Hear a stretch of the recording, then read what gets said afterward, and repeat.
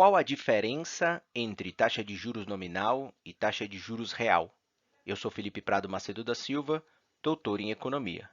Essas são as minhas dicas de economia. Vamos lá?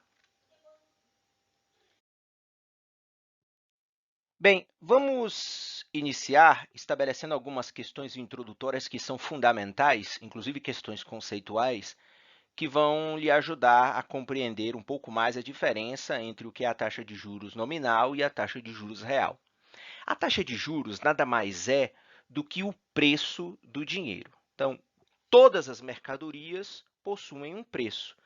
E o preço do dinheiro é descrito por meio da taxa de juros.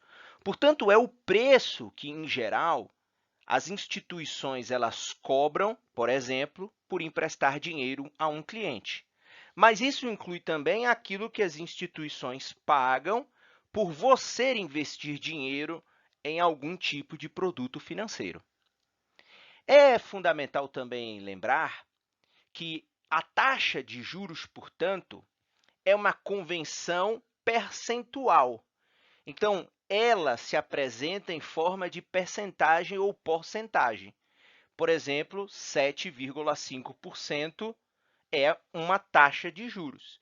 E aí não confundir com juros.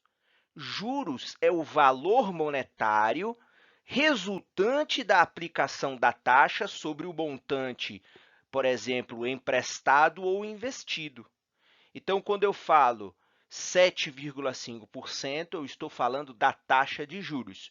Quando eu falo que eu vou ganhar ou vou pagar R$ 150, eu estou falando no valor monetário juros. Ok? Isso é fundamental. Normalmente também há uma convenção nos mercados em que a taxa de juros ela é apresentada mensalmente, né? Então, por exemplo, 3,5% ao mês, ou ela é uma taxa anualizada, por exemplo, 15,5% ao ano. Então, ou mensal ou anual. Essas são as convenções gerais do mercado. Isso não significa que você possa encontrar aí, enfim, talvez algumas exceções em que você pode encontrar taxas semestrais, taxas trimestrais e assim por diante. Mas a convenção, tanto para aquele que toma recursos como aquele que empresta recursos ou que investe recursos, é de utilizar essas duas convenções temporais. Lembrando também que os cálculos financeiros eles utilizam a equação dos juros compostos. Portanto, cuidado ao observar a taxa mensal versus a taxa anual. Como os cálculos são construídos em torno dos juros compostos, ou seja, dos juros sobre juros, então não é simplesmente de maneira linear, matematicamente, pegar a taxa mensal e somar. Lembrando que isso não significa o mesmo da taxa anual, porque a taxa mensal, ao passar os meses dessa operação financeira, você vai ter nada mais do que os juros sobre juros. Então, é importante se lembrar dessa diferença. Ou seja, se você tiver dificuldade de compreender essas questões mais ligadas à operacionalidade de uma operação financeira, é fundamental, então, você procurar conhecimentos adicionais para que você, portanto, possa entender o que é essa diferença entre a interpretação mensal e a interpretação, por exemplo, anual. Sendo assim, qual é a diferença, então, da taxa de juros nominal versus a taxa de juros real? É fundamental aqui lembrar que há duas situações em que podem ocorrer, ou seja, a situação em que eu sou ou que você é um devedor, ou a situação em que você é um credor.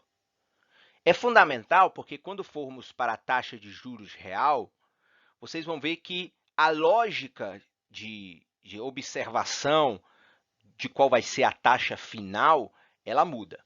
Então vamos lá. Na taxa de juros nominal, quando nós somos devedores, nós enxergamos, por exemplo, nos materiais de divulgação de bancos, né, financeiras, aquela taxa crua, né? Olha, temos aqui um empréstimo pessoal de 2% ao mês de juros. Mas esse é o custo básico do dinheiro, é o custo básico de eu pegar emprestado aquele dinheiro.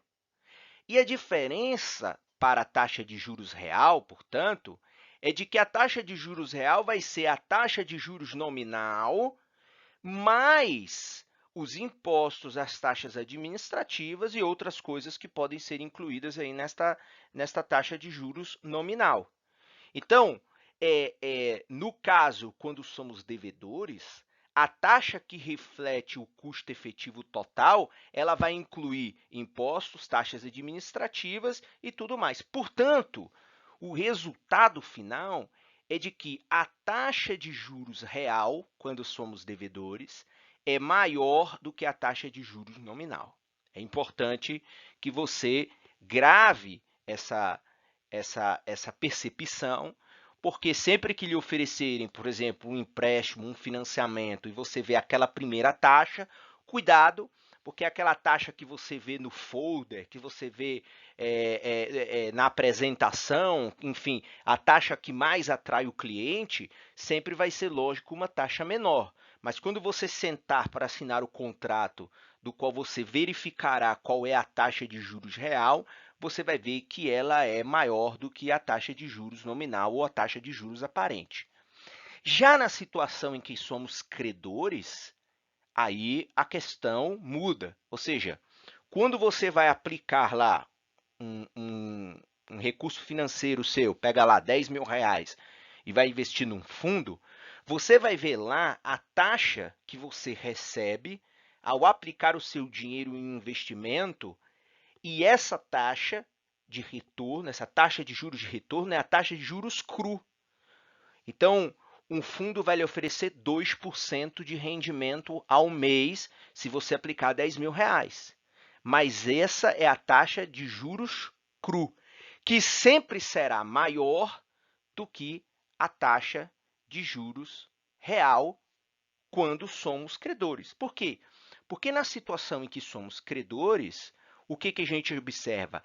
A gente observa que a taxa de retorno real do dinheiro, ela vai considerar abatimentos relativos a custos administrativos.